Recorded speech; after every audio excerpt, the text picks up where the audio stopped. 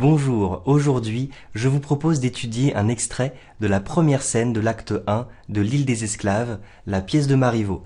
Vous pouvez étudier cette pièce en quatrième dans une séquence sur la découverte du théâtre, en seconde dans une séquence sur la comédie, en première dans une séquence sur le théâtre et sa représentation.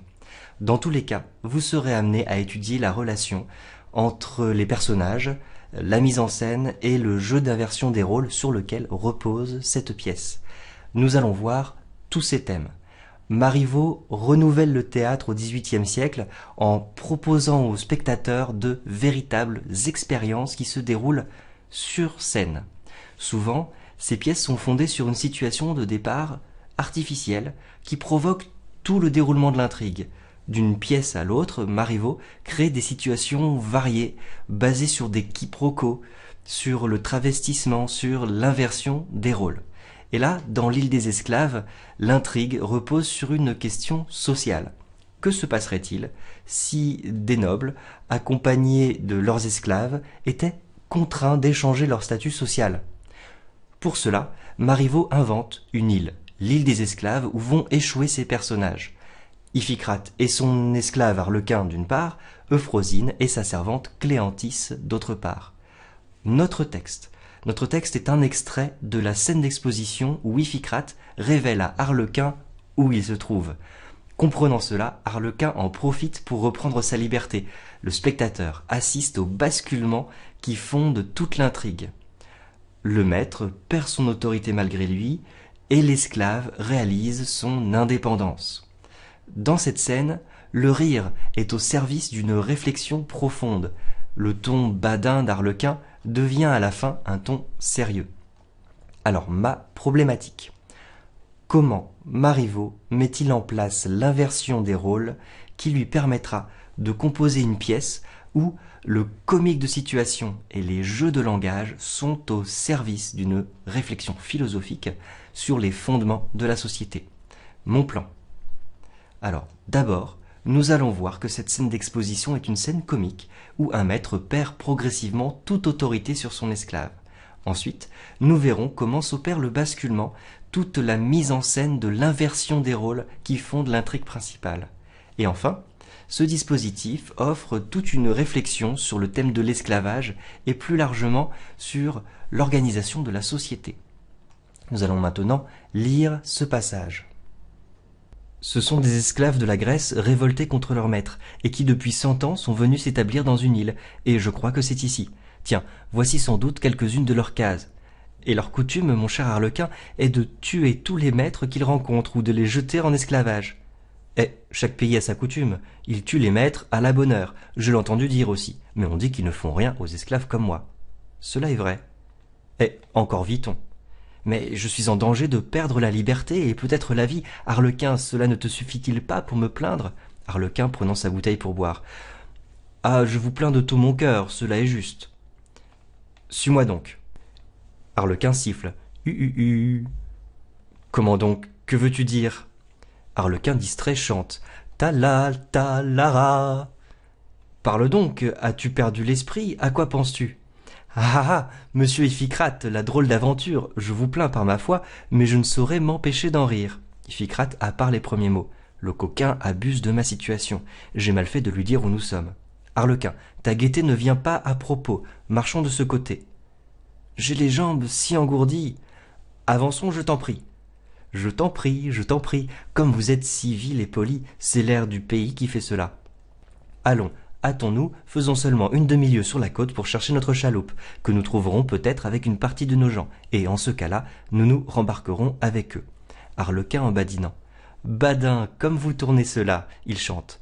L'embarquement est divin, quand on vogue, vogue, vogue. L'embarquement est divin, quand on vogue avec Catin.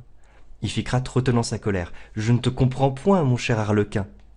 Mon cher patron, vos compliments me charment, vous avez coutume de m'en faire à coups de gourdins qui ne valent pas cela, et le gourdin est dans la chaloupe. Eh, ne sais-tu pas que je t'aime ? Oui, mais les marques de votre amitié tombent toujours sur mes épaules, et cela est mal placé. Ainsi tenez, pour ce qui est de nos gens, que le ciel les bénisse, s'ils sont morts, en voilà pour longtemps. S'ils sont en vie, cela se passera, et je m'en goberge. Iphicrate un peu ému. Mais j'ai besoin d'eux, moi. Arlequin indifféremment. Oh, cela se peut bien, chacun a ses affaires, que je ne vous dérange pas. Esclave insolent. Ah ah, vous parlez la langue d'Athènes, mauvais jargon que je n'entends plus. Mais connais-tu ton maître, et n'es-tu plus mon esclave? Arlequin se reculant d'un air sérieux. Je l'ai été, je le confesse à ta honte. Mais va, je te le pardonne. Les hommes ne valent rien. Dans le pays d'Athènes, j'étais ton esclave, tu me traitais comme un pauvre animal, et tu disais que cela était juste parce que tu étais le plus fort. Eh bien, Iphicrate, tu vas être trouvé ici plus fort que toi. On va te faire esclave à ton tour. On te dira aussi que cela est juste, et nous verrons ce que tu penseras de cette justice-là. Tu m'en diras ton sentiment, je t'attends là. Quand tu auras souffert, tu seras plus raisonnable, tu sauras mieux ce qu'il est permis de faire souffrir aux autres. Tout en irait mieux dans le monde si ceux qui te ressemblent recevaient la même leçon que toi. Adieu mon ami, je vais trouver mes camarades et tes maîtres. Il s'éloigne. Iphicrate, au désespoir, courant après lui, l'épée à la main. Juste ciel, peut-on être plus malheureux et plus outragé que je le suis? Misérable, tu ne mérites pas de vivre. Arlequin, doucement, tes forces sont bien diminuées, car je ne t'obéis plus. Prends-y garde. Alors, première partie, une scène comique où le maître perd son autorité. Et première sous-partie, l'indifférence d'Arlequin est comique. Notre scène commence avec l'explication d'Iphicrate. Il existe une île où les maîtres sont mis en esclavage, voire même tués. Iphicrate n'est pas complètement sûr. Je crois que c'est ici. Ou encore, sans doute. C'est ce qu'on appelle des modalisateurs. Arlequin ne perçoit pas du tout ces doutes et prend le discours directement comme acquis. Et chaque pays a sa coutume. Nous avons aussi un contraste de ton entre les deux personnages. Iphicrate, leur coutume est de tuer tous les maîtres qu'ils rencontrent. Iphicrate ne peut dire cela qu'avec peur ou colère selon le jeu de l'acteur. Arlequin, au contraire, utilise des expressions qui soulignent son indifférence. Il tue les maîtres à la bonne heure. L'expression « à la bonne heure » est à la limite de l'approbation. On voit dans ces deux réactions tout l'écart de point de vue causé par la différence sociale. L'indifférence d'Arlequin est à la fois cachée et montrée. Nous avons la didascalie prenant sa bouteille pour boire. Cette gestuelle montre qu'Arlequin ne pense pas vraiment sa réplique. « Je vous plains de tout mon cœur ». D'ailleurs, plus tard, il reprend la même phrase « Je vous plains, mais je ne saurais m'empêcher d'en rire ». Il y ajoute un lien d'opposition « mais » qui le désolidarise de son maître. Deuxième sous-partie, l'échec des stratégies du maître pour reprendre le contrôle. Le maître utilise plusieurs stratégies pour garder son pouvoir. D'abord, il espère qu'Arlequin comprenne sa situation. « Mais je suis en danger de perdre la liberté, peut-être la vie ». Les deux termes « liberté » et « vie » sont objets du même verbe « perdre » et donc forment une gradation. D'abord la liberté, ensuite la vie, c'est plus grave. Mais nous avons vu qu'Arlequin reste indifférent. En tant que maître, Iphicrate utilise naturellement l'impératif. « Suis-moi donc ». Mais progressivement, les injonctions sont remplacées par des interrogations. « As-tu perdu l'esprit? À quoi penses-tu » Ensuite, Iphicrate utilise à nouveau l'impératif, mais cette fois-ci, il s'inclut lui-même dans ses ordres. Marchons de ce côté. Il utilise la première personne du pluriel, nous. Il ajoute même des tournures de politesse. Je t'en prie. Arlequin n'est pas dupe, car il répète ces mots avec ironie. Je t'en prie, dans un écho moqueur. L'impératif du maître devient alors du futur de l'indicatif. Nous trouverons, puis nous rembarquerons. Arlequin fait remarquer le changement d'attitude de son maître. Comme vous tournez cela.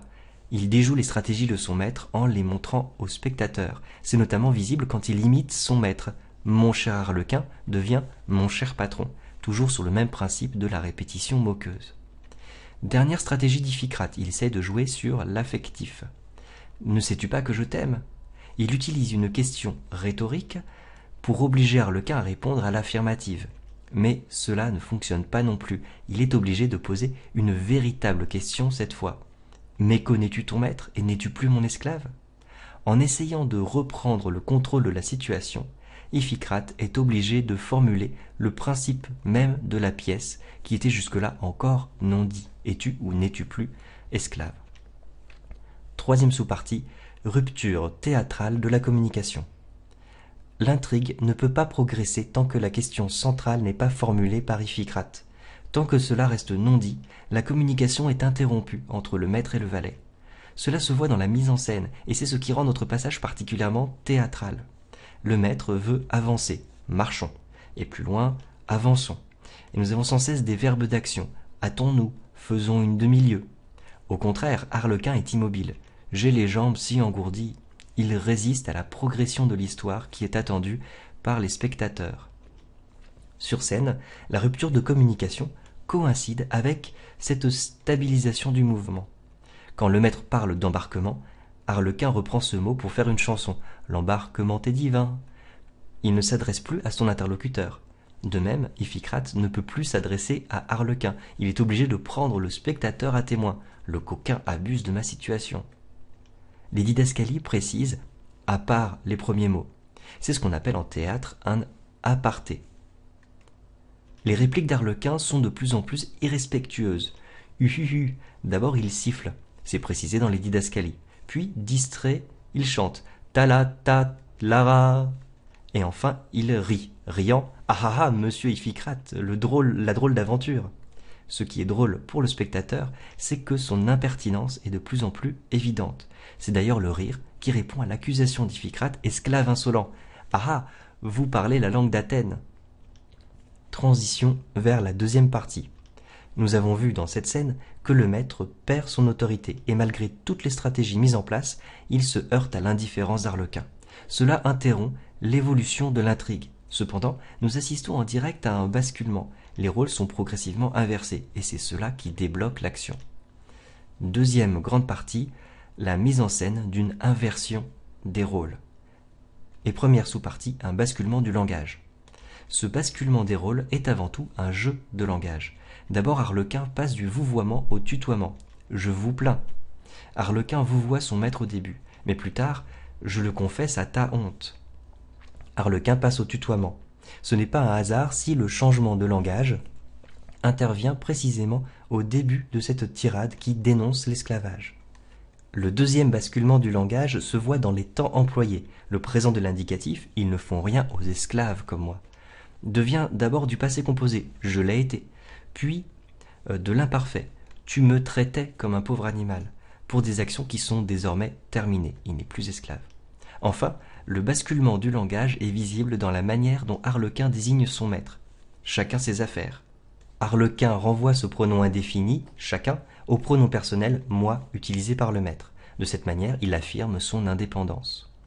Plus loin, adieu mon ami. Dans cette réplique, Arlequin traite son maître en égal. Mes camarades étaient maîtres. À partir de là, nous avons bien une inversion des rôles. Deuxième sous-partie, un basculement qui s'opère sous nos yeux. Le changement des rôles est d'abord inscrit dans le décor. Au début de notre passage, Iphicrate explique. Ce sont des esclaves de la Grèce révoltés contre leur maître. Ils sont venus s'établir dans une île. On peut imaginer que l'acteur qui joue Iphicrate montre du doigt le décor qui les entoure. Je crois que c'est ici. Tiens, voici sans doute quelques-unes de leurs cases. L'esclave qui est habituellement battu par son maître est désormais flatté par des compliments. Arlequin le fait bien remarquer. Vos compliments me charment. Vous avez coutume de m'en faire à coups de gourdin qui ne valent pas cela. Les coups de bâton sont assimilés ironiquement aux flatteries de son maître. Le glissement de sens fait alors ressortir le contraste entre les deux situations. Les marques de votre amitié tombent toujours sur mes épaules. Arlequin file la métaphore en utilisant le double sens du mot « marque ». À la fin, le cliché du valet battu par son maître est parodié dans les didascalies, Iphicrate courant après lui l'épée à la main. Cette fois-ci, l'épée est inutile. On peut même penser qu'Arlequin est sur le point de quitter la scène. Il s'éloigne. Il n'a donc même pas besoin de fuir. Troisième sous-partie, une expérimentation par le théâtre. Cette inversion des rôles est la base de la réflexion que Marivaux va mener à travers cette pièce. Nous verrons ce que tu penseras de cette justice-là.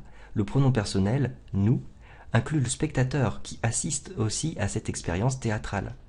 Tout irait mieux dans le monde si ceux qui te ressemblent recevaient la même leçon que toi. À travers les paroles d'Arlequin, Marivaux propose une leçon par le théâtre. Il rappelle que la comédie est une forme de carnaval. Sur scène, le temps est suspendu, ainsi que toutes les règles sociales. Mais en même temps, Marivaux rappelle que cette fête, le carnaval, a une fonction de régulation dans la société. Tout irait mieux dans le monde. Il prépare ainsi déjà la fin de la pièce. L'inversion des rôles va provoquer pour chacun des personnages une prise de conscience. Le personnage d'Iphicrate n'est pas du tout prêt à céder son rôle de maître. Peut-on être plus malheureux et plus outragé? La phrase est drôle car finalement Iphicrate se trouve en fait dans la situation habituelle de son valet. Pour mieux faire rire le spectateur, Marivaux parodie le registre tragique. Voici un personnage victime du destin, précipité des plus hautes positions sociales à la plus basse. Transition vers la troisième partie. Nous avons vu tous les mécanismes du langage et toutes les indications de mise en scène qui signalent l'inversion des rôles dans cette première scène. Le spectateur reconnaît immédiatement les codes de la comédie, mais il trouve aussi une véritable réflexion sur des thèmes sérieux, l'esclavage et plus largement la question de l'ordre social. Troisième grande partie, une réflexion philosophique sur la société, et première sous-partie, le thème de l'esclavage. Ce thème est indiqué dans le titre de la pièce ainsi que dans la première réplique de notre passage. Ce sont des esclaves de la Grèce révoltée. Iphicrate tient un discours explicatif dans cette réplique, ce qui annonce un propos sérieux. Il fait référence au monde antique, la Grèce. Par analogie au monde latin, le spectateur pense immédiatement à Spartacus. La langue d'Athènes, puis le pays d'Athènes. Ces deux éléments représentent cette société où l'esclavage est en vigueur. Cela permet à Marivaux de placer la scène à distance de sa propre société, tout en jouant sur un effet de miroir. Nous l'avons vu dans cette pièce, les esclaves correspondent au stéréotype des valets de comédie. Ainsi, après toutes ces badineries, Arlequin change d'attitude brusquement, c'est indiqué dans les didascalies, se reculant d'un air sérieux. Cette réplique d'Arlequin, la plus longue du passage, est aussi la plus importante pour bien comprendre ce qui est en jeu dans la pièce. Arlequin passe au présent de vérité générale. Les hommes ne valent rien. Il questionne les valeurs admises et utilise des catégories générales, les hommes. L'humanité est questionnée par la comparaison de l'esclave avec un pauvre animal. Le discours d'Arlequin repose sur des effets de contraste. Les maîtres, ceux qui te ressemblent, sont opposés aux esclaves, mes camarades, notamment à travers les pronoms personnels. Ceux qui te ressemblent, mes camarades. Les pronoms personnels de première et deuxième personne. Les mêmes mots sont répétés dans des contextes opposés. Tu étais le plus fort, devient plus fort que toi. J'étais ton esclave, devient on va te faire esclave à ton tour. Et cela était juste, devient cette justice-là. Le basculement est utilisé à des fins de réflexion philosophique. Deuxième sous-partie, une domination symbolique. Sur quoi reposent vraiment les rôles sociaux? On dirait d'abord que le lieu seul suffit à inverser les rôles. J'ai mal fait de lui dire où nous sommes. Concrètement, rien n'a changé, sinon qu'Arlequin est au courant que ce pays a des lois différentes. Arlequin relève le changement d'attitude de son maître. Comme vous êtes civil et poli, c'est l'air du pays qui fait cela. Cette phrase laisse entendre que la domination ne repose que sur du vent. L'autorité du maître repose en fait sur des mots, on le voit à plusieurs reprises. Vous parlez la langue d'Athènes, mauvais jargon que je n'entends plus. Le changement de rôle découle d'un changement de langage. Mais le sens des mots est décidé par celui qui a le plus de pouvoir. Tu disais que cela était juste parce que tu étais le plus fort. La définition de la justice est favorable au plus fort en fait. D'ailleurs, Iphicrate signifie étymologiquement celui qui gouverne par la force. Or, Iphicrate a perdu le symbole de sa force et de son autorité. Le gourdin est dans la chaloupe. Symboliquement, cet objet est resté au seuil de l'île. Mais je crois que ce n'est pas là qu'il faut chercher la véritable force, c'est pas le gourdin. En effet, Iphicrate a toujours son épée. Il pourrait s'en servir pour obliger Arlequin à lui obéir, l'épée à la main. Mais on voit que cette épée est devenue inutile. On voit que c'est vraiment la convention sociale décidée par le grand nombre qui décide qui est esclave et qui est maître. Leur coutume est de tuer tous les maîtres. L'ordre n'est pas un résultat de la force, mais un choix consenti par le grand nombre. La servitude est volontaire. Les esclaves de la Grèce se sont révoltés. De même, Arlequin gagne sa liberté en cessant d'exécuter les ordres. Tes forces sont bien diminuées, car je ne t'obéis plus. Troisième sous-partie, une réflexion plus large sur la société. Marivaux pousse la réflexion plus loin. Tu sauras mieux ce qu'il est permis de faire souffrir aux autres. Permis par qui? Par quoi? La tournure impersonnelle fait qu'on se pose la question. Dans cette phrase, il y a un présupposé. La vie en société impose naturellement des limites, un comportement juste. Le verbe souffrir a un double sens. Le premier désigne la douleur physique, mais il y a un sens plus général, atténué, ce qu'on peut imposer aux autres par son comportement. Marivaux vise donc en fait tous les comportements extrêmes qui empêchent la vie en société. Quand tu auras souffert, tu seras plus raisonnable. Le mot-clé ici, c'est le mot raisonnable. c'est la raison, la tempérance, la mesure. À la fin de la pièce, les maîtres redeviennent maîtres et les esclaves redeviennent esclaves. Il faut bien comprendre que le propos de Marivaux n'est pas un propos révolutionnaire. Il demande aux maîtres d'avoir un peu plus d'humanité et de ne pas abuser de leur pouvoir.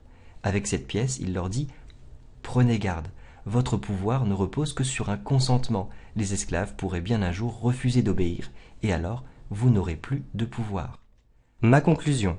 Dans cette scène d'exposition, l'inversion des rôles est mise en scène de façon comique, mais nous avons vu que cela soulève des questions plus sérieuses.